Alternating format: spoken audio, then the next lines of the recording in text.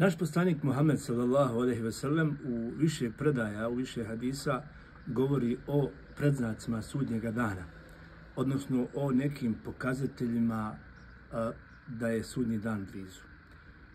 Jedan od pokazatelja, jedan od predznaka sudnjega dana jeste, kako se spominje u više predaja, raširenost pera, intišarul kalem ili fušul kalem, kako koja predaja kaže, dakle raširenost pera, doslovno se tako kaže u hadisu, i gdje pojedini hadijski učenjaci tumače da se u stvari ovdje radi o tome da će pred sudnji dan doći do smanjenja nepismenosti, do širenja pismenosti, širenja knjiga i tako dalje i tako dalje. Međutim, ovaj hadis, odnosno ovaj dio hadisa, može i tekako da se razumije i u kontekstu vremena, to jest ovoga vremena u kojem mi živimo, kada će biti svakome, bukvalno svakome, dostupno da izađe u javni prostor, da piše, da komentariše, da iznosi svoje sudove i o najsloženijim i o najtežim pitanjima, pa tako i o duhovnom liječenju. Ovdje govorimo o tome da je jedna od jako loših pojava, jedan od, da kažemo, predznaka sudnjeg dana, mogućnost pristupa društvenim mrežama bilo kome, gdje svako, pa čak i osobe pod lažnim, izmišljenim profilima, mogu da komentarišu, mogu da ogovaraju, mogu da potvaraju i tako dalje. I šta je u tome najveće zlo?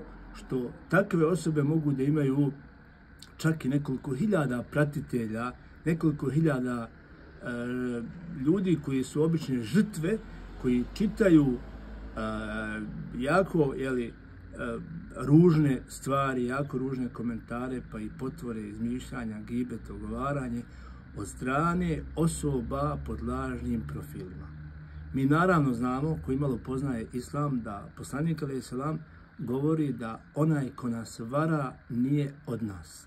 To je hadis koji je vjerodostojan, koji ima više verzija predaja, gdje kaže poslanik sam vrlo jasno, onaj ko nas vara nije od nas. Dakle, bilo koji vid varanja, a tu spada naravno i pisanje pod lažnim profilima, jer nas obmanjuje, nemamo imena, prezimena, nemamo osobe koja stoji iza toga.